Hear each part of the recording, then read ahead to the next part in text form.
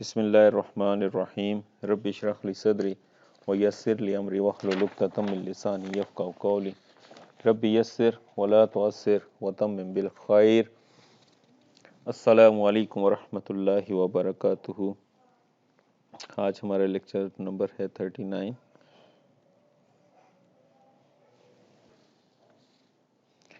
आज के लेक्चर में हम देखेंगे कंडीशनल एक्सपेक्टेड वैल्यू। ठीक है, लास्ट लेक्चर में हमने देखा था conditional PMF probability mass function और कंडीशनल पीडीएफ। ठीक है,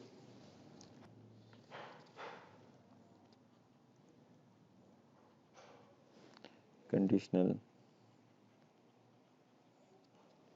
एक्सपेक्टेड वैल्यू सिंपल, जैसे हम एक्सपेक्टेड वैल्यू निकालते हैं किसी रैंडम वेरिएबल की। ठीक है, फर्ज करें अगर हमारे पास डिस्क्रीट रैंडम वेरिएबल है तो हम उसकी एक्सपेक्टेड वैल्यू कैसे निकालते हैं। ठीक है, जैसे x belongs to range of x time P X of x।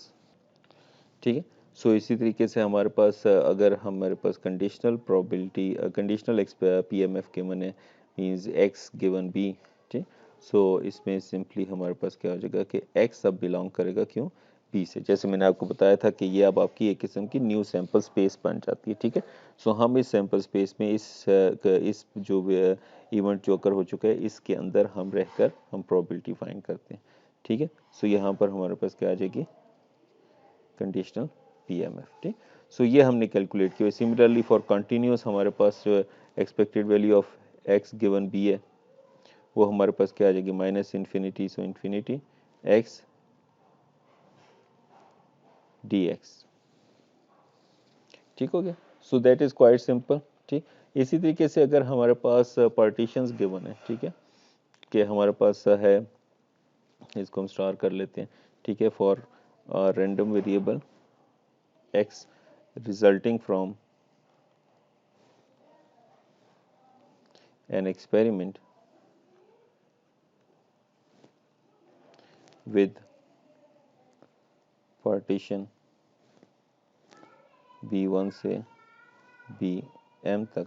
ठीक, सो हमारे पास जो एक्सपेक्टेड वैल्यू ऑफ x आ जाएगी, ठीक, वो क्या आ जाएगी i is equal to 1 to m expected value of x given partitions bi times probability of that partition। ठीक है, दैट्स सिंपल, सेम चीज़ है जो हम पहले देख चुके हैं। ठीक है, सिर्फ और सिर्फ अब हम उनको अप्लाई कर रहे हैं। ठीक, हम इनको अप्लाई कर रहे हैं किसके ऊपर, प्रोबेबिलिटी मास फंक्शन और प्रोबेबिलिटी डेंसिटी फंक्शंस के ऊपर। ठीक होगी बात जी। अच्छा, सिमिलरली अगर हमारे पास ड्राइव्ड रैंडम वेरिएबल हो, ठीक है, for a derived random variable y is equal to g of x। ठीक, सो हमारे पास क्या आ जाएगा, ठीक है, गिवन कंडीशन, ठीक है, गिवन कंडीशन b, तो हमारे पास क्या आ जाएगा डिस्क्रीट के लिए हमारे पास क्या आ जाएगा expected value of y given b that will be equal to expected value of g of x given b, so which is equal to expected value of x summation of x belongs to b summation over this event, so that will be g of x p x given b of x। ठीक, so same just हमारे पास क्या हो रहा है यहाँ पे कि जो जो थोड़ी सी इंफॉर्मेशन चेंज हो रही है तो हमें एक्सपेक्टेड वैल्यू में वही इंफॉर्मेशन डालनी है। इसी तरीके से कंटिन्यूस रैंडम वेरिएबल के लिए हमारे पास आ जाएगा expected value of g of x given b, so यहाँ पे इंटीग्रल आ जाएगा minus infinity to infinity g of x F X given b of x D X. ठीक है, सो ये हमारे पास आ जाता है फॉर ड्राइव्ड रैंडम वेरिएबल। ठीक है, अब इसी तरीके से हमारे पास कंडीशनल वेरिएंस और स्टैंडर्ड डेविएशन जो हमारे पास आ जाती है। ठीक है, variance of x given b हमारे पास क्या आ जाएगा expected value of x minus mu x given b square. ठीक है, ये हमारे पास आ गई वेरिएंस, सो ये किसके बराबर आ जाती है हमारे पास expected value of X square given B. Second moment हमारे पास सेकेंड मोमेंट आ गया minus square of the first moment, ठीक है, जो हमने expected value of X given B find की। और जो स्टैंडर्ड डेविएशन है हमारे पास आ जाएगी sigma X given B, that will be simply square root of variance of X given B. ठीक, सो अब इस पे एग्जांपल देखते हैं।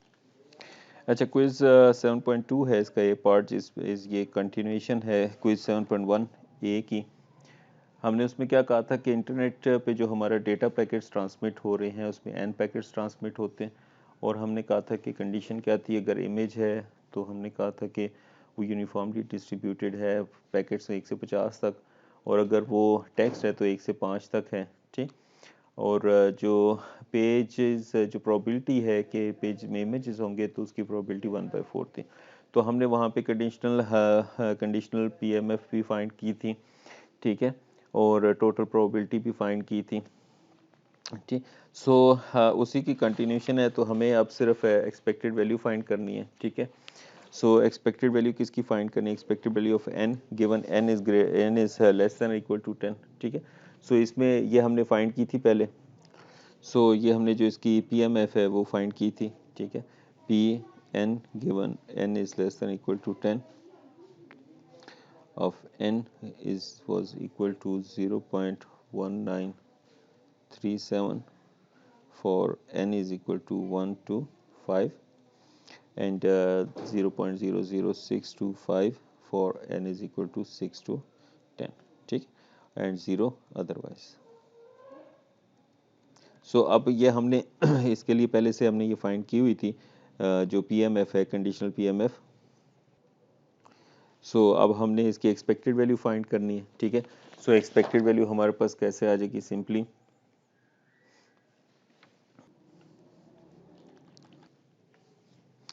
सो expected value of n given n is less than equal to 10 हमारे पास क्या आते हैं, ठीक, that will be simply summation over n and n p n given n is less than equal to 10 of n। ठीक, सो 1 से 5 तक probability हमारे पास 0.1937 है, और 6 से 10 तक हमारे पास प्रोबेबिलिटी 0.00625 है। सो कम सिंपली हम लिख सकते हैं n is equal to 1 to 5, हमारे पास क्या आ जाएगा 0.1937 times n plus summation for n is equal to 6 to 10, हमारे पास क्या है 0.00625 टाइम्स n। ठीक है, सो इन समेशन को सॉल्व करें तो हमारे पास सिंपली आंसर आ जाता है 3.15। ठीक है, 156। सो ये हमारे पास एक्सपेक्टेड वैल्यू आ गई। सेकंड पार्ट क्या कहते हैं जी कि हमने इसकी वेरिएंस फाइंड करनी है, तो वेरिएंस के लिए हमें सेकंड मोमेंट फाइंड करना है। ठीक है, तो सेकंड मोमेंट क्या है हमारे पास n square given n is less than 10।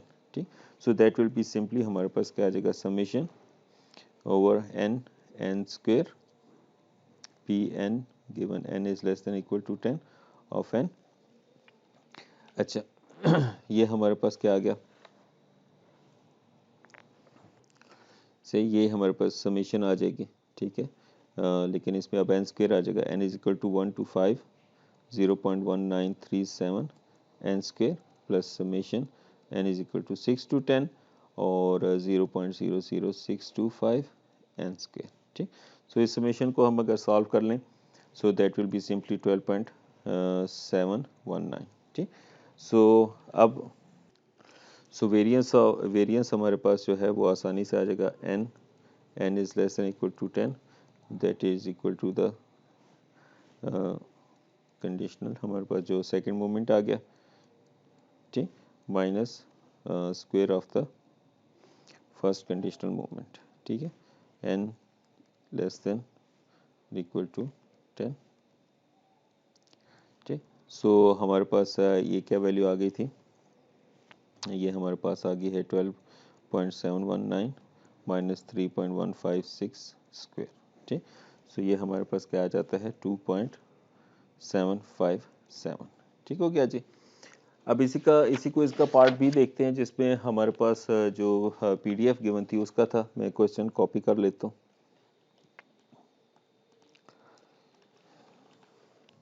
अच्छा, कोई 7.1 का पार्ट बी आ गया हमारे पास जी, उसी का 7.2 का पार्ट बी जो कि 7.1 पार्ट बी का कंटिन्यूएशन है। ठीक, सो उसमें हमारे पास क्या फाइंड करना है, expected value of Y given Y is less than equal to 6। So हमारे पास जो पीडीएफ थी जो हमने फाइंड की हुई थी, F Y for Y is less than equal to 6, ठीक, वो हमारे पास मौजूद है। ठीक, सो वो हम प्रीवियस एग्जांपल से ही उठा लेते हैं। वो हमारे पास क्या आ रही थी, 1/6 for y is less than equal to 6 greater than equal to 0 0 otherwise से। सो अब इस ए पार्ट को सॉल्व करना मुश्किल नहीं है हमारे पास, तो ये क्या आ जाएगा जी, expected value of y given y is less than equal to 6, sorry, ठीक, दैट इज इंटीग्रल, हमारे पास आ जाएगा integration from minus infinity to infinity y f y given y is less than equal to 6 of y dy। ठीक, सो ये हमारे पास क्या आ जाता है, इंटीग्रल लिमिट हमारे पास क्या है 0 से 6 तक। ठीक है, सो y ओवर 6 dy। सो इस इंटीग्रल को सिंपली सॉल्व कर लें तो ये हमारे पास क्या आ जाएगा 3। ठीक, अच्छा, बी पार्ट में हमने वेरिएंस फाइंड करना है, तो वेरिएंस के लिए हमें इसका जो है सेकंड मोमेंट फाइंड करना है। ठीक है, तो सेकंड मोमेंट क्या आ जाएगा, expected value of Y square, conditional, ठीक है, कंडीशनल सेकंड मोमेंट है ये। ठीक, सो इंटीग्रल क्या आ जाएगा 0 से 6 तक Y square by 6 D Y. ठीक, सो इसको हम सॉल्व करते हैं तो क्या आता है हमारे पास, सो ये हमारे पास आ जाता है 12। अच्छा, तो हमारे पास अब वेरिएंस क्या आ जाएगा, that will be simply variance of y given y is less than equal to 6, that will be simple second moment minus square of the first moment। ठीक है, सो ये हमारे पास क्या आ जाता है 3। ठीक, सो आई होप यहाँ तक आपको समझ आ गया होगा। ठीक है, इससे आगे इंशाल्लाह नेक्स्ट वीडियो में देखेंगे। अगर आपको कुछ चीज़ समझ ना आई हो तो कमेंट सेक्शन में पूछ सकते हैं, क्लास में पूछ सकते हैं। अस्सलाम वालेकुम रहमतुल्लाहि व बरकातहू।